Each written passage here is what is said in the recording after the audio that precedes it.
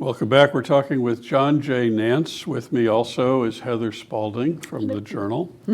And this is being recorded on Tuesday, July 30th, a day full of gremlins. I'm sorry that you're only watching this recorded. I will say, this one's not our fault. This one I'm going to blame on a vendor. And so please don't blame Jeremy Tyler or Dave Schnuckel, our great director.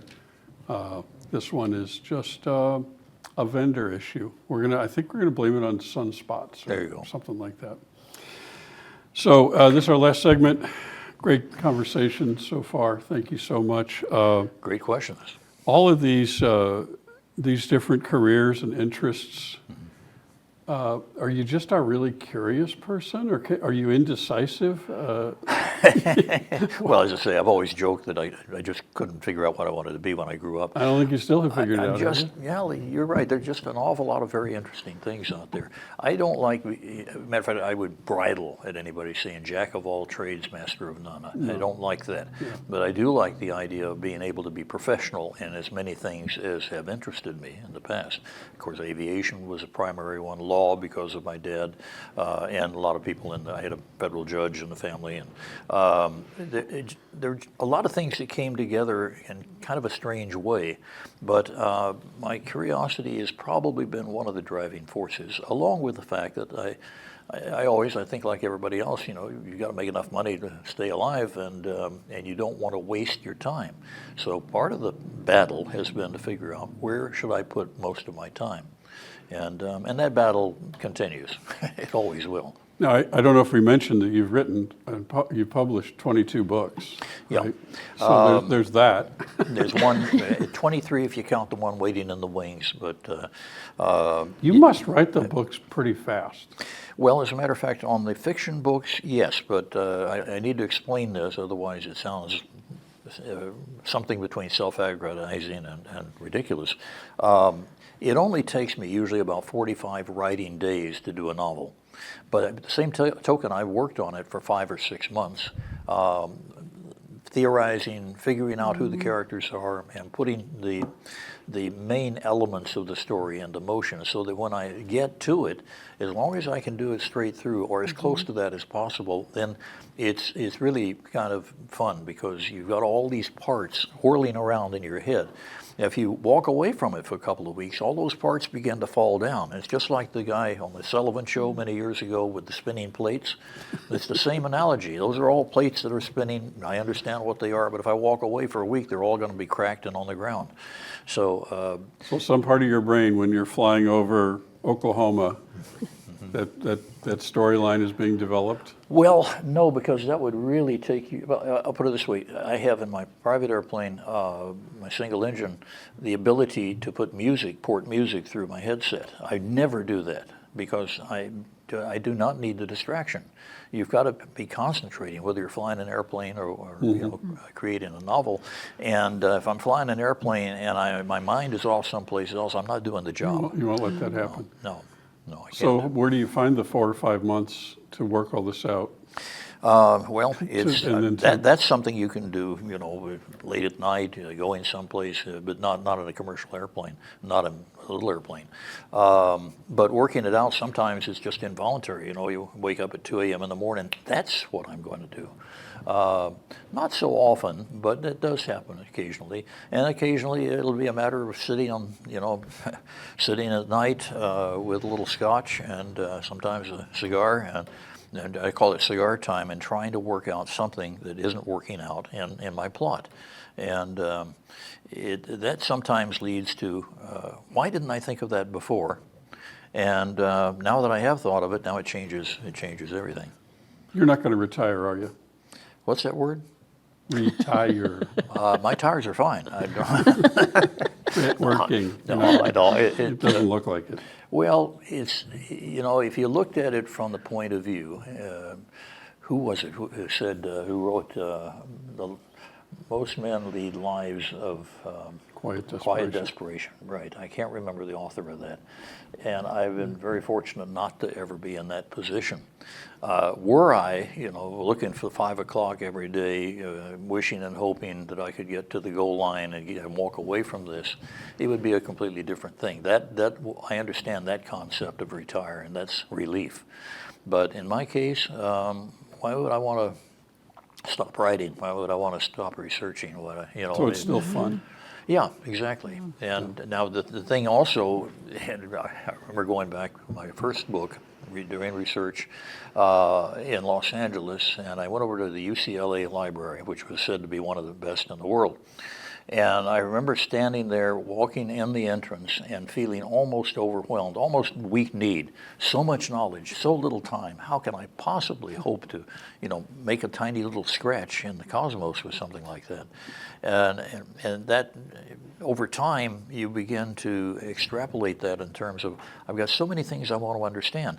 And just as soon as you think you've got something locked down, somebody comes up, especially this day and time with social media and bombardment from all different directions, that, wait a minute, what are they talking about? I don't understand that. Is that a principle of physics? Something got past me? So in these 4 or 5 or 6 careers that you've had almost in parallel, Yeah. if you had to pick one, in your eulogy, you remember for one thing. Oh, if you had boy. to pick one, what would that be? And I've had that question before, and I don't like it, but it is a very know you won't like it's it. a very I'm sure you won't. insightful That's question. why you do 6 things. That's true. I guess the writing more That would be than my anything guess. else, because I guess. there's always, I think in all of us, a certain degree of interest in wanting, once we're departed and you're kind of looking at that in the future, wanting to know, yes, I did actually move a piece on the board. I did actually leave something here. I did actually make a difference, even if it's a small difference. Yeah. Well, I was going to guess it would be writing, of all the things you've done, and you've excelled in all of these. So it's not a matter that you were a more successful writer than you were, ABC commentator or anything like that. But Yeah. writing is like the common thread, and it organizes the thoughts. It does. Right? It drives, in a way, I would say writing has driven almost everything that you've done in one form or another, except maybe flying a plane. But everything else has been, Yeah. it has to bubble up from that writing thought process. I think you're correct on that. It is kind of, and it goes back, of course, to my origins with my family, and their respect for the written word, their respect for doing it right. But I'd never really thought of it that way before, but usually it's the, which of this and that would you, it's like asking a young lawyer, what's the most exciting moment you've had? Oh, it's terrible. Your head blows up immediately because you're supposed to find the right way to answer everything. It's supposed to be precise and exactly correct, and you've got all these choices. So if you ever ask that to a lawyer who has been in bar only about 6 months, they're going to be sitting there with a deer in the headlights kind of look because they want to get it right. So let's talk a little bit about your family. You're a dad and a grandpa. Yep, I've got 3 kids, 2 girls and a boy, and 2 of them are living in Prescott, Arizona. I'm hoping one of them will move up here, if not the other, my daughters. And my son is an Air Force pilot. He's a C-130 commander in the Air National Guard in Moffett Field, California, and been a squadron commander. And he's probably going to retire and go onto the airlines here, but I think he's my rank now. He's lieutenant colonel. And I always joked he couldn't go to lieutenant colonel until I'd gone to full colonel, but that's not going to happen. He's going to pass you up. Yeah. Yeah, watch out.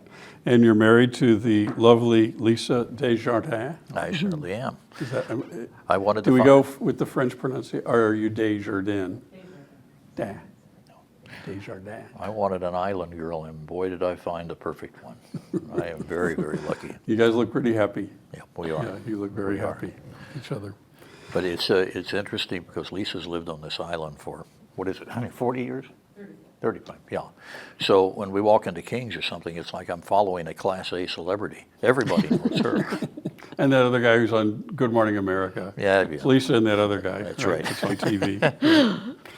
Do you get nervous from any of this speaking? You did a little TED Talk and you're on network television. Is there a moment still where...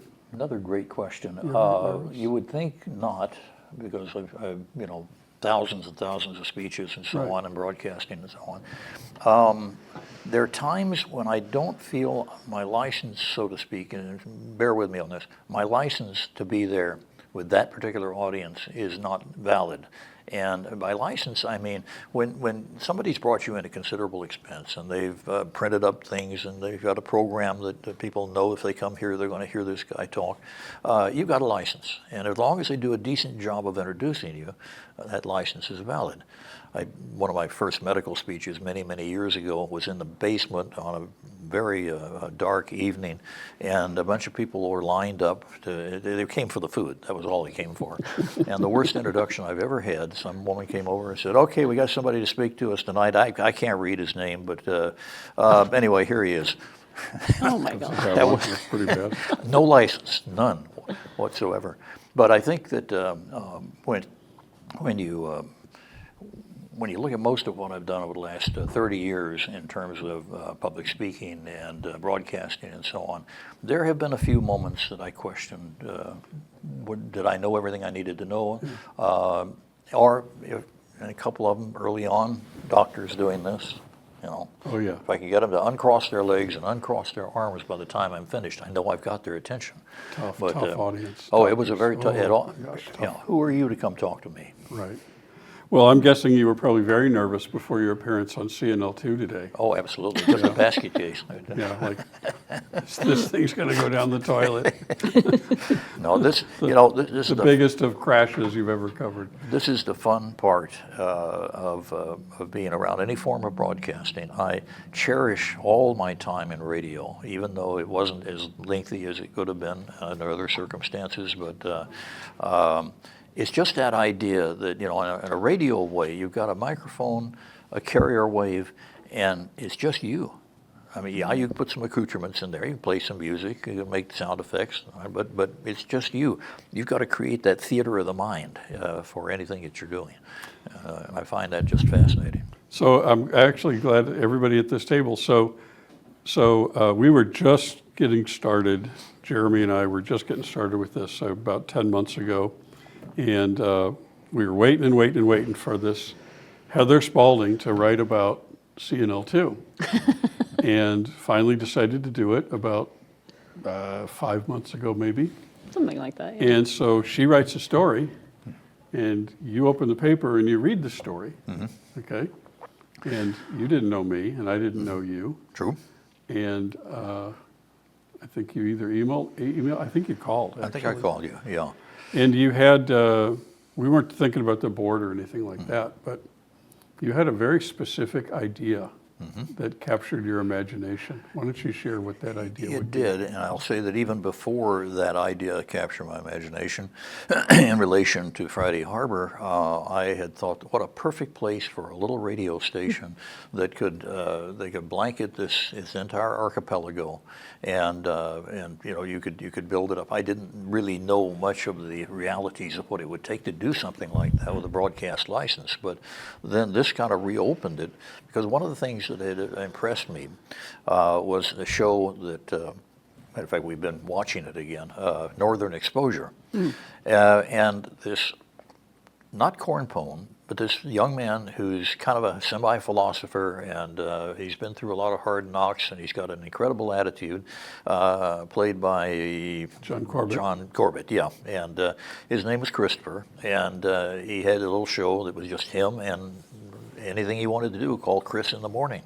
And it's a bit philosophy, it's a bit attitude, it's a bit current events, yeah. And I thought, what a perfect place for this, something like this. Now, not to try to recreate Chris as such, but imagine a little booth out here on Spring Street with a live radio show going at CNL2, and basically with the ability to walk outside with a microphone and interview people, what we call the MOS, man on the street interview, and play music and spout philosophy, and have other people come in who are going to guest set being Chris.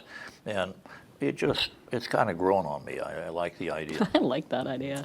That Well, could be really cool. So it was set, the show ran from 1990 to 1995. It was a massive success for CBS. And the thing about that, it was just a phenomenon. It was so quirky, and it was set in a fictional place. I mean, it was actually a real set somewhere. I don't know if it was even in Alaska. Yeah. No, it was in Washington. Yeah, right. Eastern Washington, yeah. But the fictional town was Sicily, Alaska. Right. And when you look at that show, you tell me that Friday Harbor is not as eccentric as Sicily, Alaska. I think we, to your point, I think we could pull that off. I know we could. I think we could pull that off. I know we could. And the interesting thing about that show, I think, is that I do believe that we would pick up a bit of a following in Seattle for that show. I think so too, because it's kind of timeless in terms of the scope of it. They gave the writers such a marvelous amount of discretion. Some of the shows you wonder, okay, I don't know what they were drinking last night, but if I find out, I'm ordering a case, And others were very logical extrapolation. You take a look at the guy who plays the ex-astronaut. I can't remember his name. I'm forgetting his name too. Maurice in the show. Yep. At times you just want to take him, pull him through the screen and shake the heck out of this idiot because of his self-aggrandizement and his put down of everybody else. But he's a stalking horse for an awful lot of attitudes that need to be examined. And he does it with just enough cartoonishness to keep from making it slide into a serious tone with a lot of upset people. The actor did a great job. The writers did a great job. And that's the thing. That's what we have to keep in mind, is that this was a creation of Hollywood writers. Yeah. And the challenge for us would be, can we pull off that spontaneity and that kind of boundary-less That's right. experience without Hollywood writers? Yeah. Because I can tell you, we're not going to ever be able to afford Hollywood writers here. Oh, no. But it's a guide, right? It is a guide. It's like having seen it, it's like, okay, I think I can imitate that. It's a philosophy within a philosophy, Yeah. and if you can, anybody can slip into that role for a while, and I think we could be successful in doing that, because it's not going to be a everyday just the morning show, so to speak, but just enough when we're on the air with it to be able to make it interesting to people, to where they will talk about it to others, and hopefully come up with something every now and then that people will be repeating. Certainly they came up with a few things on the air that in the show in that regard. But anyway, it's part of it is just my latent love of radio and broadcast and what you can do with it. There was, and I've played it for you, there was a thing done by the National Association of Broadcasters many years ago, 1965, and it was Stan Freberg, who was an absolute genius in advertising. And he's making the point that radio still counts, because the idea at the time was, well, radio's dead, television's going to take over everything. And they even went out and scored a song that Sarah Vaughan does, called "Who Listens to Radio?" And the ending is only 150 million people. I don't know what the count would be today, but I'm hoping we could get a license to use a portion of that, or license that through ASCAP or BMI or something. But it's just the attitude of, one microphone, one voice or group of voices coming through the air, and you've got a stage in your mind. I can't remember which radio station in Seattle used to do Theater of the Mind, but it was a national production, and really, really hit home in exactly that point. It's amazing what you can do with it. Do you personally think more about the audio internet radio side, or do you also think about the video internet television side? Well, I think about the video too, because I think we're still evolving how to use this. It's not, like here, this is a great discussion. And but you can do so much too over time with video, and certainly with all the capabilities today. Not just the IA sort of situation where you're generating backgrounds and doing that stuff like we are right now, but radio is just a very specialized. Wait, John, don't spoil it. We are on top of Mount Grant here. Okay, oh, that's right. This is not fake. Thought it was windy up This here. is, yeah, Stop this on is looking real. where we at. What are you talking about? There you go. Anyway, no, that's not discounting television. I'm very, very comfortable with TV. And a matter of fact, if I had anything to complain to my my colleagues at ABC about, it was give me more airtime that is spontaneous, because I love doing live television. You get one chance at it, you can't redo it, and so everything has to come together. And it's just like an athlete, in my feeling, that like you run this 100-yard dash 16,000 times, but this is going to be the time you're going to excel. And that's the feeling of a live broadcast. Well, it's ironic that this is the one show that was supposed to be live, that wasn't live, but Almost live. yeah, almost live. But typically that it does have that effect of bringing out the best when you're sitting at this table and there's only going to be one pass at this. That's so right. Yep. no do-overs. And I think there's a beauty in live television. My favorite part of the history of TV, I wasn't even born yet, but the late 40s and early 50s. I miss it. I wasn't there, but I miss it so much, because there was just have fun, do your best, power through it, mistakes after mistakes after mistakes, and you kind of celebrated all that. You saw a lot of that. I would love to have that. I would love to get that back. Yeah, you saw a lot of that on the old Your Show of Shows, and I forget the one. I can remember a couple of the singers, Snooky Lanson and Giselle McKenzie, on one of the shows where they showcased music each time. And who's the other one? Arthur Godfrey. All the names began to come back. Yeah, again, before my time, but I love watching Arthur Godfrey. He was a god. He was a god of he was. of broadcasting. How are you? How are you? How are you? A little ukulele. Right. And you play guitar?